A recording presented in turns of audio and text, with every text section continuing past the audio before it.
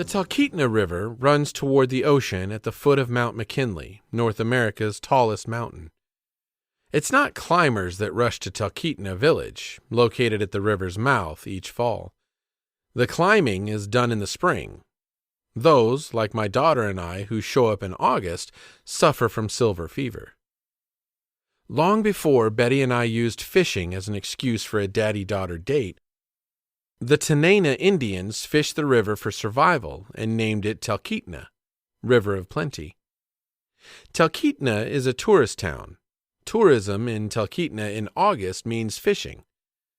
Located at the confluence of the Susitna, Chulitna, and Talkeetna rivers, its location permits access to more than 200 river miles of prime fishing territory. The region boasts the second largest run of migrating salmon in the world, second only to the Iliamna, Bristol Bay area. It is 2.5 hours by paved highway from our driveway in Anchorage to the boat landing in Talkeetna. The community exists because of good highway access, beautiful scenery along the roadway, specifically the opportunity to see and photograph Mount McKinley, and fishing. In season, all 5 species of Pacific salmon frequent these waters. In addition, rainbow trout, dolly varden, and grayling can be taken. On the last Friday before school started one fall, Betty began bugging me about going fishing.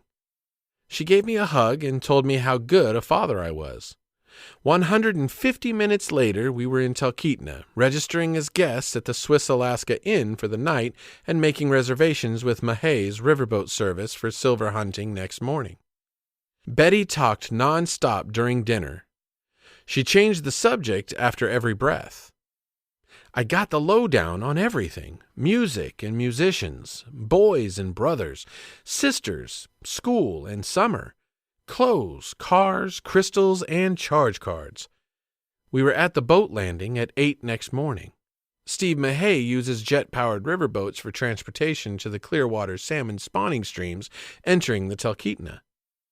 A 20-minute boat ride weaving between islands and eddies puts us at our private fishing hole, a side stream entering the glacier-fed, opaque Talkeetna.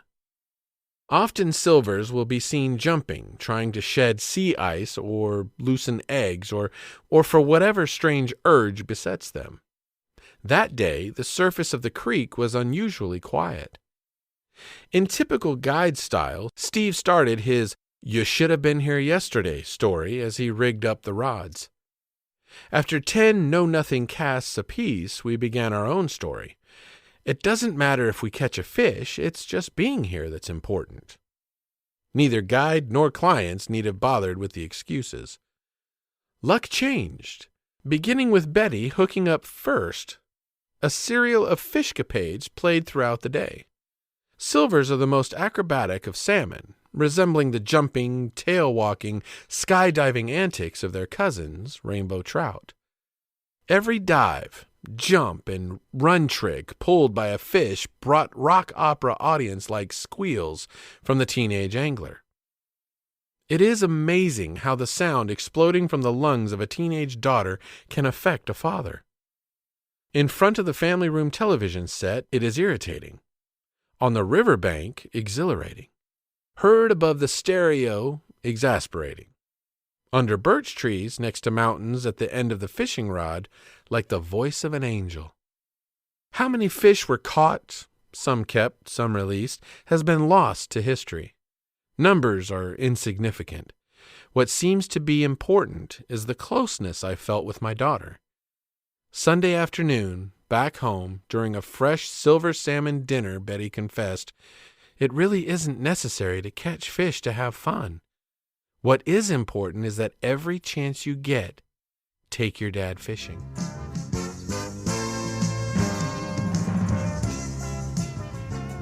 When you go outdoors, take a young person with you and teach them by your example what it means to be a sportsman. Behind the wheel or in the boat or on the road or in the lake, take the high trail and practice ethics of fair chase. Goodbye and good luck. May God bless you in the land of the midnight sun, and may your days be happy and long in Alaska's outdoors.